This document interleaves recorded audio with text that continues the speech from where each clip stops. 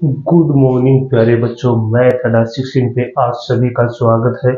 आज हम प्रश्नावली पढ़ेंगे तीन की। तो तीन की प्रश्नावली क्या है? दो चरों वाले रैखिक समीकरण। दो चरों वाले रैखिक समीकरण पढ़ने से पहले हम प्रश्नावली दो का पांचों क्वेश्चन का थ्री पार्ट बचा था वो करेंगे। उसके बाद में हम प्रश्नावली तीन की शुरू करते हैं। तो उसको शुरू देखो, वो क्या लिखा थ्री पार्ट। घात आर कोष्टक में x बराबर क्या है? जीरो है। जो घात आर एक्स की है घात है वो क्या है? जीरो है।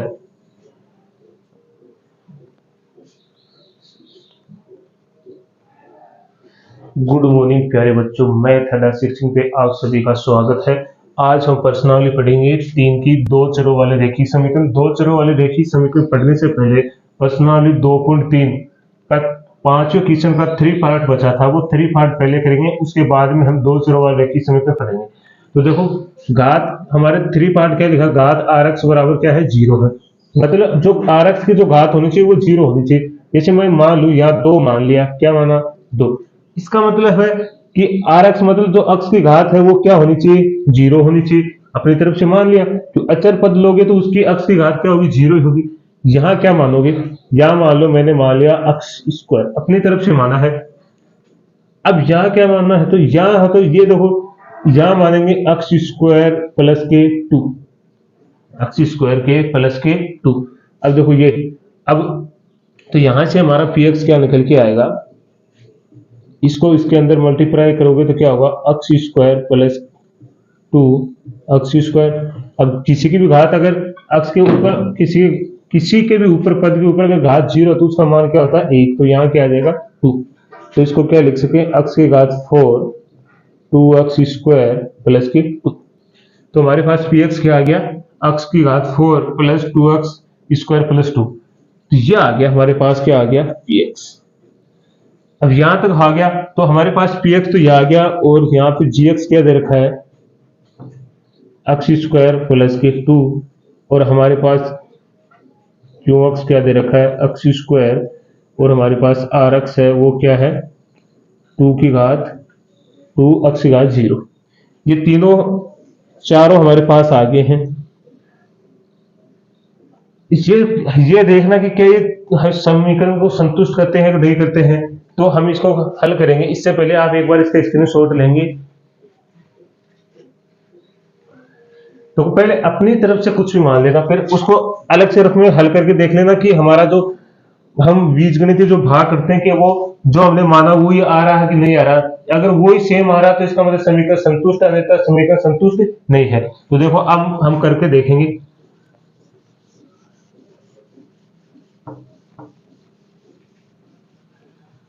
तो हमारा पी एक्स क्या है? एक्स की घात four two x square two. इसमें किसका भाग लगाना है? तो जी एक्स का एक्स स्क्वायर प्लस के टू।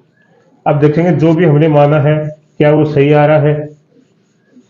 तो लगाओ फिर। एक्स की घात फोर में एक्स स्क्वायर का लगाएंगे तो कितने? देखो दो घात कम हो जाएंगी तो कितना आएगा? X square. अब इसको करेंगे तो ये कितना आएगा? एक्स की घात फोर, बीच में किसका निशान है? प्लस का। प्लस का। अब टू को करेंगे तो कितना होगा? Two x square. करो माइनस माइनस माइनस, ये दोनों कैंसिल हो गया, कितना बचा? टू। देखो हमने जो माना था वही आ रहा है क्या? तो हमारा जो पी एक्स है वो क्या है? एक्स की घात four two x square plus two. और हमारा जो क्या है? G x x square plus two. और हमारा जो क्यू एक्स है जो हमने माना था एक्स स्क्वायर। और हमारा जो आर एक्स था वो था टू। यही था। इसका मतलब ये समीकरण को संतुष्ट कर रहे हैं कि नहीं कर रहे? जो हमने डिवाइड किया अभी इसको, मतलब बीजगणित जो भाग किया उसके बाद में हमें वही पद क्या मिले? वापिस मिले तो क्या लिखेंगे? अतः पी एक्स जी एक्स क्यू एक्स और आर एक्स एल्गोरिथम। एल्गोरिथम प्रमेय तो बोला इसने, एल्गोरिथम प्रमेय को पूर्ण रूप से संतुष्ट संतुष्ट करते हैं। तो इसका मतलब है जो चारों है वो पूर्ण रूप से एल्गोरिथम प्रमेय को क्या करते हैं, संतुष्ट करते हैं। तो ये हमारा है। अब इसका स्क्रीनशॉट ले लीजिए।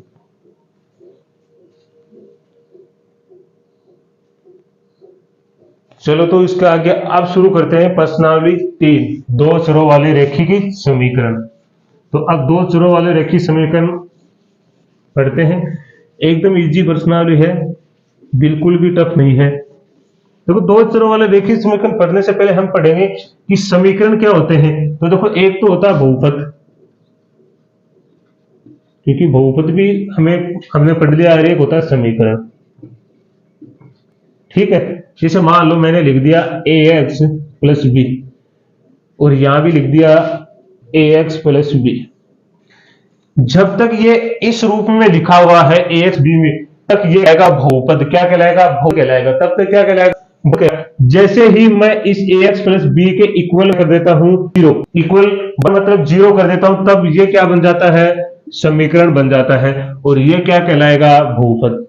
यदि जब उसको इक्वल के बराबर कर दिया जाता है तो वो क्या बन जाता है, समीकरण बन जाता है। नहीं, इससे पहले वो क्या होता है, बहुपद होता है। जैसे मान लो मैंने लिख दिया ax square plus b x plus c लिख दिया, ठीक है, और यहां मैंने लिख दिया ax square plus b x plus c बराबर सी। तो देखो, जब तक ये इस रूप में लिखा हुआ तब तक तो ये क्या कहलाएगा, बहुपद कहलाएगा, और जब इसके इक्वल क्या कर देंगे हम, जीरो कर देंगे, तब ये क्या कहलाएगा, समीकरण कहलाएगा। क्या कहलाएगा, समीकरण कहलाएगा। तो इसका मतलब आपको समझ में आ गया कि बहुपद तो कौन सा होगा और समीकरण कौन सा कहलाएगा। तो जिसको भी अगर बराबर के मतलब बराबर के जीरो कर दे या इक्वल कर दे, तो हमेशा वो इक्वल करते ही क्या कहलाएगा, समीकरण कहलाएगा, और इक्वल नहीं होगा तो क्या कहलाएगा, बहुपद कहलाएगा। अब देखो, ऊपर तो लिखा है दो चरों वाले रेखिक समीकरण। तो पहले दो चरों वाले चर कौन से होते हैं, अचर कौन से होते हैं, पहले वो पढ़ेंगे। तो आप देखो, एक तो होता है चर और एक होता है अचर। ठीक है, चर तो बोलते हैं ए से लेके जेड तक को जितने भी अल्फाबेट होते हैं, ए से लेके जेड तक जितने भी अल्फाबेट होते हैं उन्हें तो बोलते हैं चर। और यहां वन से लेके अनंत, अनंत का मतलब अपरिभाषित, अनंत मतलब कोई संख्या का पता नहीं हमें कहां तक जाएगी, अनंत तक है, वन से लेके अनंत तक होती है, उन सभी संख्याओं को क्या बोलते हैं, अचर बोलते हैं। क्या बोलेंगे, अचर। वन से लेके अनंत तक की जितनी भी संख्याएं हैं, चाहे वो प्लस हो या माइनस, क्या हो, या वो प्लस की हो या फिर माइनस की हो, या फिर हम बोल सकते हैं वास्तविक संख्याएं। क्या, वास्तविक संख्याएं। जितनी भी वास्तविक संख्याएं होंगी वो सभी के सभी क्या कहलाएंगी, अचर कहलाएंगी। और जितने भी ए से लेकर जेड तक जितने भी अल्फाबेट है वो सभी के सभी क्या कहलाएंगे, चर कहलाएंगे। ठीक है, तो ये आपको अचर के बारे में पता चल गया, उच्चर के बारे में। तो चलो इससे आगे फिर धीरे धीरे शुरू करते हैं, हर एक आपको अच्छे से समझाया जाएगा। अब देखो, अब दो चरों वाले रेखिक समीकरण से पहले है रेखिक। रेखिक के बारे में पढ़ेंगे कि रेखिक क्या होता है। रेखिक, रेखिक मतलब जिस जिस भी, जैसे कोई आपको दे रखा है, जिस समीकरण की घात एक हो, जो भी समीकरण है जिसकी घात एक होगी उसे हम क्या कहते हैं, रेखिक। और समीकरण बोला तो क्या है वो, समीकरण। इसका मतलब जिसकी घात कितनी होनी चाहिए, जिसकी घात एक होगी उसे हम बोलते हैं रेखिक। जो भी वन घात पे होगा उसे हम बोलते हैं रेखिक समीकरण बोलते हैं। रेखिक, जैसे रेखिक समीकरण बोलते हैं या रेखिक बोलते हैं। तो आपको यह भी समझ में आएगा कि रेखिक समीकरण किसे बोलते हैं, जिस भी समीकरण के ऊपर वन घात लगी होती है वो ही क्या कहलाता है, रेखिक समीकरण कहलाता है। अब दो चरों वाले रेखिक समीकरण होते क्या है, तो जैसे लिखेंगे दो चरों वाले समीकरण, जैसे मैंने लिख दिया ax plus b x b y plus c बराबर जीरो। क्या लिखा मैंने, दो चरों वाले समीकरण ax plus b y plus c बराबर जीरो। जहां क्या है, जहां और वाई एक्स और वाई चर पद है, क्या है, चर पद है, और ए और बी वास्तविक क्या है, वास्तविक संख्याएं है, क्या है, वास्तविक संख्या। एक्स और वाई तो क्या है, एक चर पद है, क्या है, चर के रूप में क्या है, चर पद है। और ए और बी क्या है, वास्तविक संख्या है, जहां कभी भी जहां ए और बी शून्य नहीं होंगे। जब शून्य नहीं होंगे इसका क्या मतलब है, यदि आप मानो ए है ये बी है, ये दोनों अगर शून्य ही हो जाएंगे तो इस समीकरण का क्या महत्व रहेगा, क्या ये पूरा इस समीकरण क्या हो जाएगा, शून्य हो जाएगा। इसलिए ए और बी क्या नहीं होंगे, शून्य नहीं होंगे। तो आपको अच्छे समझ में आएगा कि रेखिक समीकरण क्या होता है। जैसे a x plus b y plus c, ये क्या कहलाता है, रेखिक समीकरण। रेखिक समीकरण क्यों बोला इसको, देखो इसके एक्स के ऊपर भी वन घात है और वाई के ऊपर भी वन घात है, इसका मतलब ये रेखिक समीकरण है। वन घात से ऊपर थोड़ी है, अगर यहाँ क्या होती, टू घात होती, तो मान लो टू घात होती तो ये क्या नहीं कहलाता, रेखिक समीकरण नहीं कहलाता, ये क्या कहलाता, एक बहुपद कहलाता, या इसे बोलते बहुपद के रूप में होता है, क्या नहीं कहलाता, बहुपद होता, न कि ये क्या कहलाता, रेखिक समीकरण कहलाता। जब भी जिस समीकरण के ऊपर वन घात होगी वो ही क्या कहलाएगा, रेखिक समीकरण कहलाएगा। और जिसमें दो चर होंगे उसे क्या बोलते हैं, दो चर वाला रेखिक समीकरण कहलाएगा। चर तो बहुत सारे होते हैं, यदि मैं यहां और जोड़ते रहा जेड, या मान लो नीचे लिख देता हूं, या मैं लिख दे a x plus b y plus c z plus d बराबर 0। तो अब की बार देखो इसमें कितने चर आ रहे हैं, कितने चर आ गया, एक्स वाई जेड। तो अब की बार ये कितने हैं, तीन चरों वाला क्या कहलाएगा, रेखिक समीकरण। तीन चरों वाला क्या कहलाएगा, रेखिक समीकरण कहलाएगा। तो जो हम प्रश्न में पढ़ेंगे वो रेखिक समीकरण के बारे में पढ़ेंगे। रेखिक समीकरण के कितने प्रकार के, दो रेखिक समीकरणों के बारे में, दो रेखिक समीकरणों को हल करेंगे।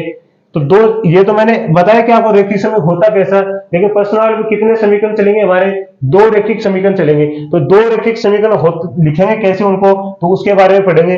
पहले आप एक बार स्क्रीनशॉट लेंगे ताकि आपको फिर से आप पढ़ पाए इनको।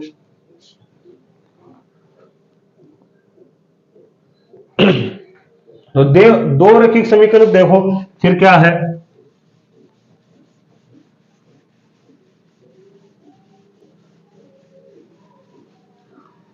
जैसे दो रेखिक समीकरण है, दो रेखिक समीकरण, दो रेखिक समीकरण देखो तो हमारे चलते हैं दो रेखिक समीकरण, a1 x b1 y c1 बराबर 0। दूसरा होगा a2x plus b2 y plus c2 बराबर 0। समीकरण नंबर 1 और समीकरण नंबर 2। इस रूप में हमारे समीकरण चलेंगे और उनसे हम क्या निकालेंगे, एक्स वाई का क्या निकालेंगे मान। एक्स वाई भी हो सकता है, टी भी हो सकता है, लेकिन जो भी मान हमें दे रखेगा उसी से हम मान निकालेंगे। उसी से हम क्या करेंगे, एक्स वाई का मान निकालें, एक्स वाई का। अब देखो जो भी एक्स वाई का मान आएगा ना, वो क्या करेगा, जब भी इस समीकरण के अंदर हम रखेंगे तो इस समीकरण को क्या करेगा, वो संतुष्ट करेगा। यदि वो इस समीकरण को संतुष्ट नहीं करता है तो इसका मतलब जो हमारा एक्स और वाई का या जेड का जो मान आया है वो सरासर क्या होगा, गलत होगा। क्योंकि अगर वो इस समीकरण को संतुष्ट नहीं करेगा तो वो क्या, इसके एक्स और वाई और जेड के मान सही होंगे, नहीं होंगे। जैसे समझो, जैसे मैंने लिखा 3x प्लस 4y बराबर 7 लिख दिया, ठीक है।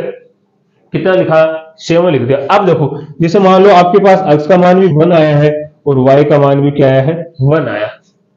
दोनों के मान ही आपके पास क्या आए हैं, 1 आए हैं।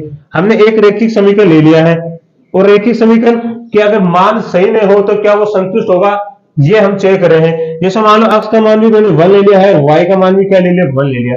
अब रख के देखो 3 गुणा 1 4 गुणा 1 बराबर 7। तो यहां से आएगा 3 + 4 बराबर 7। तो यहां से आ गया 7 बराबर 7। तो देखो दोनों साइड में बराबर हो गया, दोनों एक दूसरे के इक्वल हो गया क्या? दोनों इक्वल है एक दूसरे के, 7 बराबर 7 हो रहे हैं। इसका मतलब ये जो x और y के मान है ये समीकरण को क्या कर रहे हैं? संतुष्ट कर रहे हैं। क्या कर रहे हैं? पूर्णतः क्या कर रहे हैं? संतुष्ट कर रहे हैं। यदि मैं इसी के स्थान पे लेता x का मान 2 और y का मान 1 ले लेता, तो अब चेक करेंगे क्या ये संतुष्ट करता है। तो यहां से लिखेंगे 3 × 2 + 4 × 1 बराबर 7। तो ये हो गया 6 + 4 बराबर 7। तो ये हो गया 10 बराबर 7। तो क्या ये दोनों एक दूसरे के इक्वल है क्या? तो एक दूसरे इक्वल है या बराबर नहीं है ना? इसका मतलब ये जो x और y के मान है ये इस समीकरण को क्या नहीं करते हैं? संतुष्ट नहीं करते हैं। क्या नहीं करते हैं? संतुष्ट नहीं करते हैं। तो ये आपको अच्छे समझ में आ गया कि समीकरण कब संतुष्ट होगा, कब असंतुष्ट होगा। तो इसके बारे में आपको अच्छे से समझ में आया है। और मैंने ये भी बताया था दो रैखिक समीकरण होंगे वो किसके रूप में होंगे? इन दोनों समीकरणों के क्या रहेंगे? रूप का होगा। तो इन दोनों के समीकरण का क्या होगा? रूप का होगा। तो आप इसका भी एक स्क्रीनशॉट लेंगे।